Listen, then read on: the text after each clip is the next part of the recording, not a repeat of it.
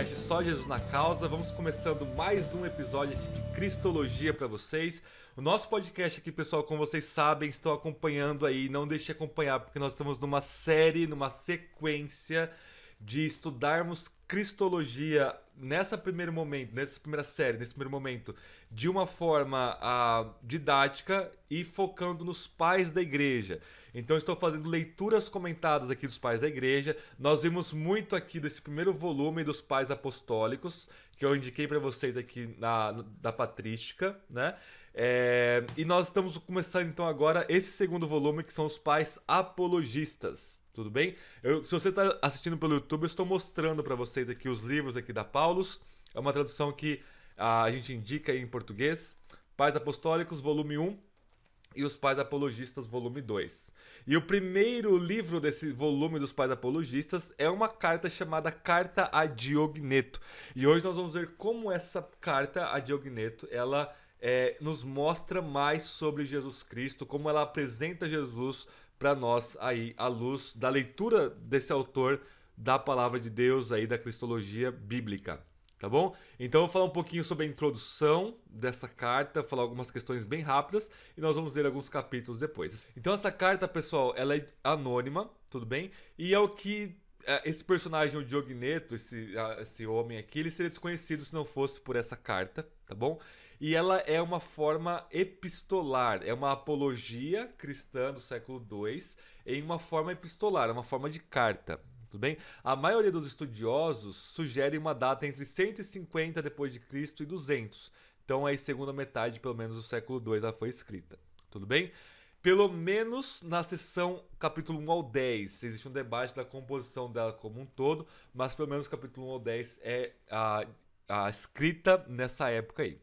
O texto original é interrompido antes de sua conclusão e as seções 11 e 12, né, os capítulos 11 e 12, foram aparentemente anexadas em uma data posterior por algum outro trabalho. Então, na crítica mais pesada a esse texto, divide-se então o capítulo 1 ao 10 do 11 e 12. As sessões 1 ao 10 são endereçadas a um indagador que deseja aprender mais sobre o cristianismo, enquanto as sessões do capítulo 11 e 12 apelam para convertidos gentílicos ao cristianismo. Então por isso que o pessoal fala que é uma inserção o capítulo 11 e 12 ali, porque está tratando ali, na verdade, de públicos diferentes e propósitos diferentes.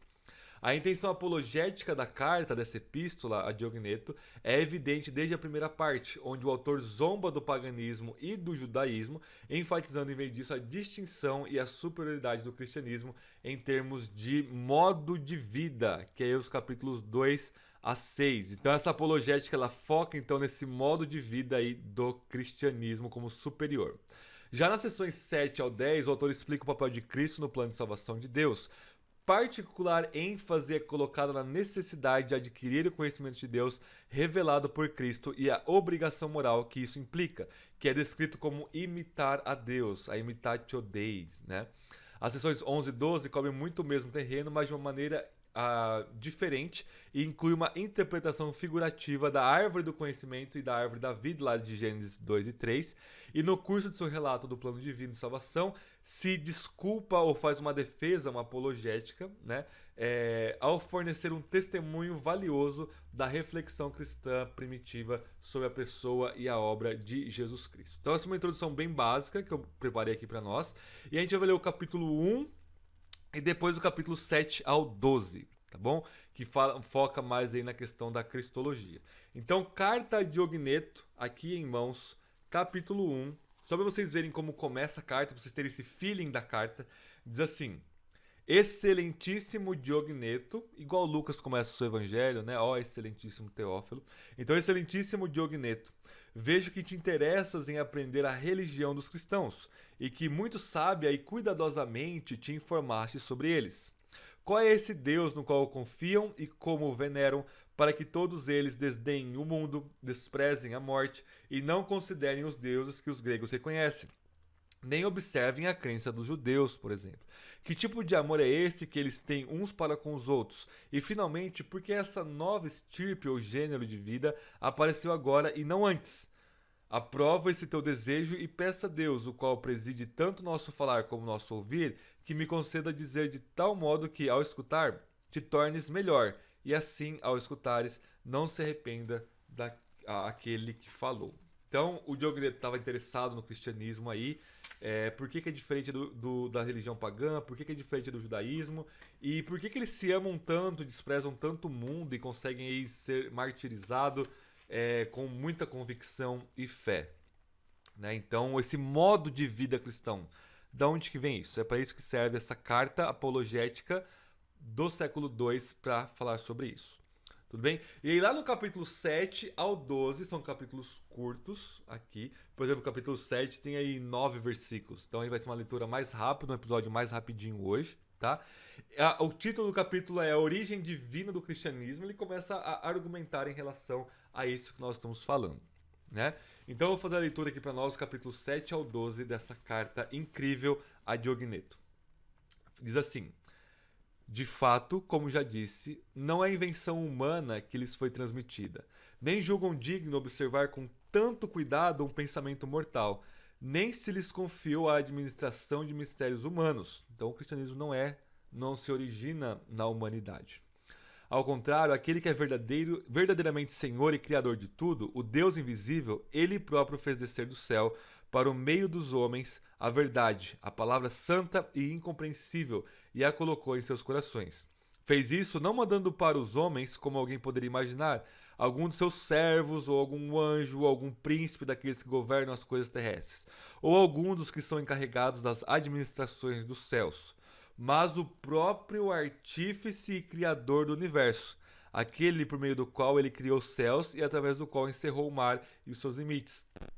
Aquele cujo mistério todos os elementos guardam fielmente, aquele de cuja mão o sol recebeu as medidas e que deve observar o seu curso cotidiano, aquele a quem a lua obedece, quando lhe manda luzir durante a noite, aquele a quem obedecem as estrelas que formam o séquito da lua em seu percurso, aquele que finalmente, por meio do qual tudo foi ordenado, delimitado e disposto, os céus e as coisas que existem nos céus, a terra e as coisas que existem na terra, o mar e as coisas que existem no mar, o fogo, o ar, o abismo e aquilo que está no alto, o que está no profundo e o que está no meio. Foi esse que Deus enviou. Talvez, como alguém poderia pensar, será que enviou para que existisse uma tirania ou para infundir-nos medo e prostração? De modo nenhum. Ao contrário, enviou-o com clemência e mansidão, como um rei que envia o seu filho. Deus o enviou e enviou como homem para os homens. Enviou-o para nos salvar, para persuadir e não para violentar, pois em Deus não há violência. Enviou-me para chamar e não para castigar. Enviou-o finalmente para amar e não para julgar. Ele o enviará para julgar, e quem poderá suportar a sua presença? Não vês como os cristãos são jogados às feras para que reneguem o Senhor e não se deixam vencer? Não vês como quanto mais são castigados com a morte, tanto mais outros se multiplicam? Isso não parece obra humana. Isso pertence ao poder de Deus e prova a sua presença. Então aqui nesse capítulo 7 nós temos a divindade de Cristo, porque Deus enviou o Criador de todas as coisas, aquele que criou o sol, a lua, as estrelas, a terra e tudo que existe, né? E ele Deus enviou Deus, olha só que interessante essa linguagem, como homem. Não como um tirano, não como César, mas como um ato de amor supremo, não para julgar o mundo. Então, a primeira vinda de Cristo, ele mesmo falou, não vim para julgar o mundo, mas para salvá-lo, né? Só que ele fala, mas no futuro, no escatom, Deus vai enviar Jesus novamente, o Deus homem, para julgar. E aí quem vai suportar a sua presença, né? E o que ele vai falar aqui no final do capítulo 7?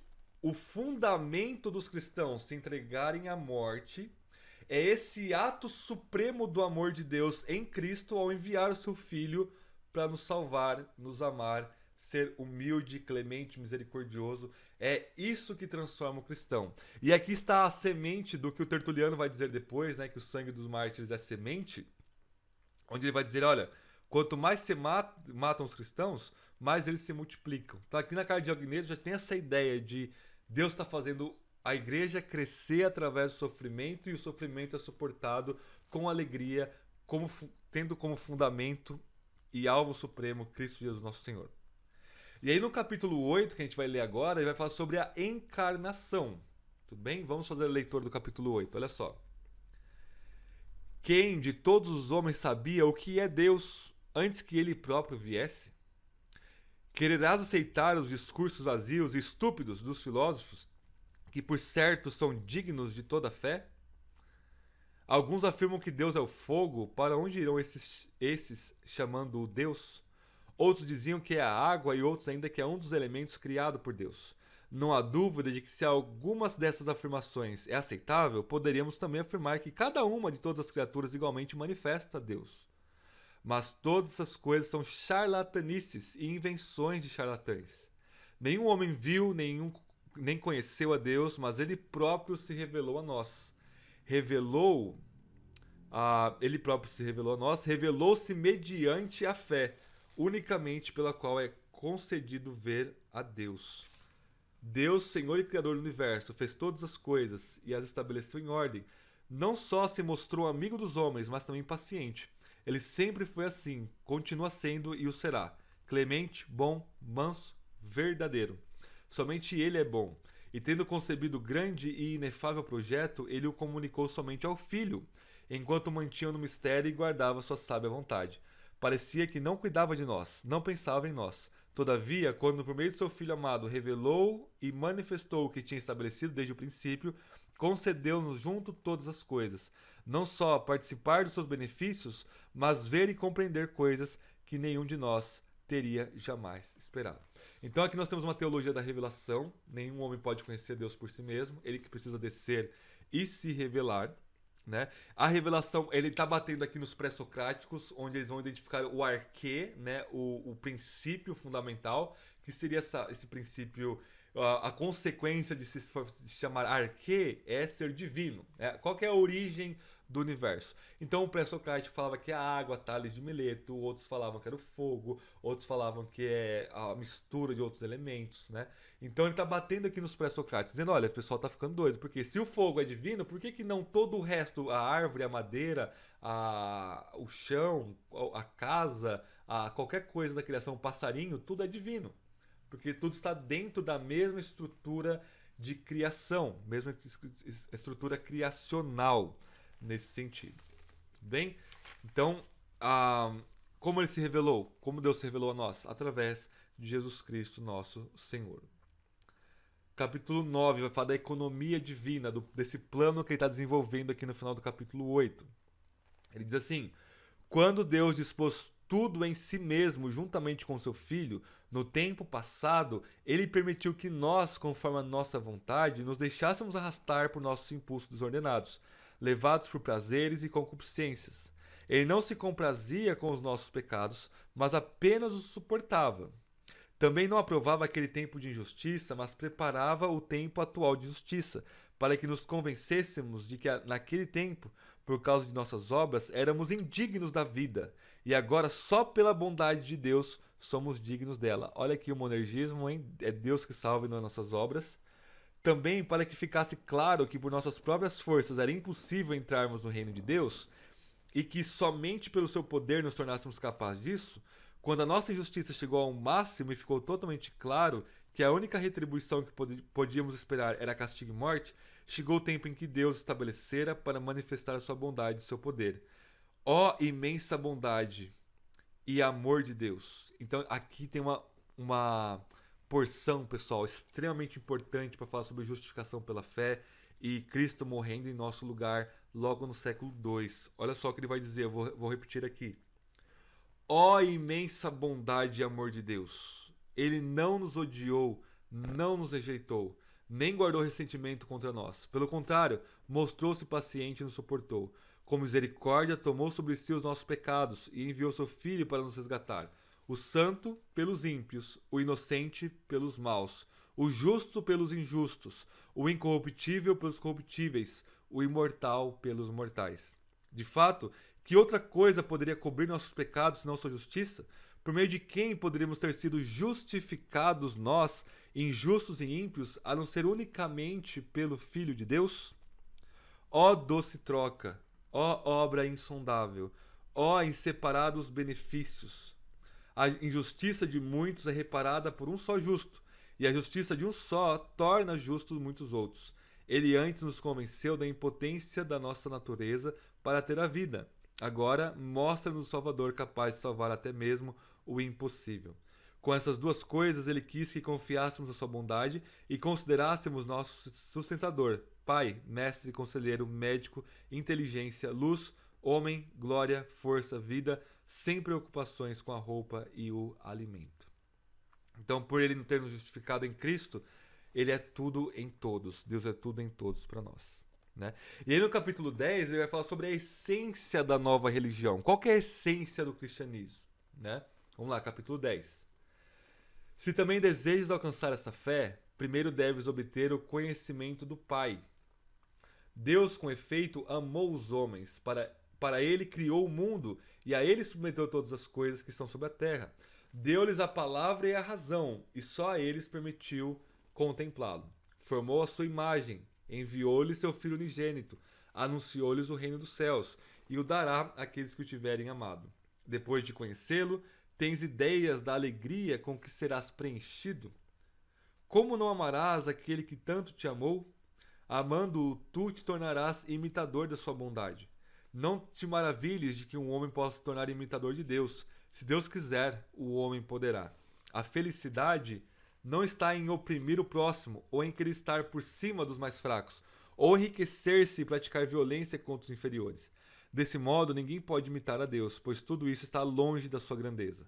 Todavia, quem toma sobre si o peso do próximo e naquilo em que é superior procura beneficiar o inferior, aquele que dá aos necessitados o que recebeu de Deus, é como Deus para os que recebem de sua mão, é imitador de Deus. Então, ainda estando na terra, contemplarás porque Deus reina nos céus. Aí começarás a falar dos mistérios de Deus. Amarás e admirarás aqueles que são castigados por não querer negar a Deus. Condenarás o engano e o erro do mundo, quando realmente conheceres a vida no céu, quando desprezares esta vida que aqui parece morte e temeres a morte verdadeira, reservada àqueles que estão condenados ao fogo eterno, que atormentará até o fim aqueles que forem entregues. Se conheceres esse fogo, ficarás admirado, e chamarás de felizes aqueles que, pela justiça, suportaram o fogo passageiro. Então, a essência dessa nova religião é imitarmos a Deus depois de termos sido justificados e perdoados por Cristo Jesus em sua morte. Capítulo 11, o discípulo do Verbo. Olha só o nome do capítulo, o discípulo do Verbo, o discípulo de Cristo, né? Ele vai dizer o seguinte: não falo de coisas estranhas, nem busco coisas absurdas. Discípulo dos apóstolos, torno-me agora mestre das nações e transmito o que me foi entregue para aqueles que se tornaram discípulos dignos da verdade. De fato, quem foi retamente instruído e gerado pelo Verbo amável não procura aprender com clareza o que o mesmo Verbo claramente mostrou aos seus discípulos. O Verbo apareceu para eles, manifestando-se e falando livremente. Os incrédulos não o compreenderam, mas ele guiou os discípulos que julgou fiéis, e estes conheceram os mistérios do Pai. Deus enviou o Verbo como graça, para que manifestasse ao mundo. Desprezado pelo povo, foi anunciado pelos apóstolos e acreditado pelos pagãos. Desde o princípio, ele apareceu como novo e era antigo, e agora sempre se torna novo no coração dos fiéis. Ele é desde o princípio e hoje é reconhecido como Filho. Por meio dele, a igreja se enriquece e a graça se multiplica, difundindo-se nos fiéis. Essa graça inspira a sabedoria, desvela os mistérios, anuncia os tempos, alegra-se nos fiéis, entrega-se aos que o buscam, sem infringir as regras da fé nem ultrapassar os limites dos pais apostólicos que vieram antes dele, né? Celebra-se então o temor da lei, reconhece-se a graça dos profetas, conserva-se a fé dos evangelhos, guarde-se a tradição dos apóstolos e a graça da igreja exulta. Não contristando essa graça, saberás que o Verbo diz por meio dos que ele quer e quando quer. Com efeito, quantas coisas somos levados a vos explicar, com zelo pela vontade do Verbo, que nolas inspira. Nós os comunicamos por amor essas mesmas coisas que nos foram reveladas. Então aqui, pessoal, existe uma grande alusão a João capítulo 1 aqui, que Jesus como o Logos, o Verbo de Deus, e o Verbo de Deus é aquele que cria a igreja, sustenta a igreja, fala a sua palavra para a igreja e enxerta vida e graça na igreja. Então a igreja só existe por causa da soberania do Verbo de Deus, que é o Filho, que é Jesus. E por último, capítulo 12, é o último capítulo da carta, depois já começa Aristides de Atenas, um outro apologeta. Ele encerra essa carta maravilhosa, maravilhosíssima mesmo, dessa forma. Atendendo e ouvindo com cuidado, conhecereis que coisas Deus prepara para os que amam com lealdade. Transformam-se em paraíso de delícias, produzindo em si mesmos uma árvore fértil e frondosa, ornados com toda a variedade de frutos. Com efeito, nesse lugar foi plantada a árvore da ciência e a árvore da vida. Não é a árvore da ciência que mata, e sim a desobediência. Não é sem sentido o que está escrito: no princípio, Deus plantou a árvore da ciência da vida no meio do paraíso, indicando assim a vida por meio do conhecimento. Contudo, por não na tê-la usado de maneira pura, os primeiros homens ficaram nus por causa da sedução da serpente. De fato, não há vida sem conhecimento, nem conhecimento seguro sem verdadeira vida. E por isso as duas árvores foram plantadas uma perto da outra. Compreendendo essa força e lastimando o conhecimento que se exercita sobre a vida sem a norma da verdade, o apóstolo diz: a ciência, o conhecimento incha, o amor, porém, edifica. Paulo dizendo isso para os coríntios, De fato, quem pensa que sabe alguma coisa sem a verdadeira ciência, testemunhada pela vida, não sabe nada. É enganado pela serpente, não tendo amado a vida. Aquele, porém, que sabe com temor e procura a vida, planta na esperança, esperando fruto. Que a ciência seja coração para ti, e a vida seja o verbo verdadeiramente compreendido. Levando a árvore dele e produzindo fruto, sempre colherás o que é agradável diante de Deus. O que a serpente não toca, nem se mistura em engano. Nem Eva é corrompida, mas reconhecida como virgem. A salvação é mostrada, os apóstolos são compreendidos, a Páscoa do Senhor se adianta, os sírios se reúnem, harmonizam-se com o mundo e, instruindo os santos, o Verbo se alegra, pelo qual o Pai é glorificado. A ele a glória pelos séculos dos séculos. Amém. Então aqui, pessoal, você tem a árvore do conhecimento do bem e do mal e a árvore da vida como dois símbolos do que um contempla o outro, Então, o que ele fala? Você precisa ter conhecimento para você ter vida, e você precisa ter vida para ter conhecimento. Conhecimento é conhecer Jesus Cristo, e levar a sua árvore, No grego, a árvore é madeiro. Levar o seu madeiro e levar a cruz. Então agora a árvore da vida é a cruz. Por mais paradoxal que seja, porque ela nos mata. Ela mata o nosso ego e o nosso velho homem. Mas é só através dessa árvore, dessa cruz, que nós temos, além da vida, da árvore da vida, nós temos a árvore do conhecimento. E que conhecer o quê? Nós conhecemos verdadeira, pessoalmente e salvificamente Jesus Cristo, nosso Senhor. E através disso, Jesus, o Verbo, se alegra e Deus Pai é glorificado. Belíssima cristologia aqui para nós. É uma cristologia joanina desenvolvida aí, uma cristologia também paulina desenvolvida, nesse imaginário cristão, cristocêntrico e cristoformado, formando Cristo aí nesses símbolos. E espero que vocês tenham gostado. Nós estamos continuando aí essa série. Nós vamos ver a cristologia sobre Jesus Cristo em toda a patrística.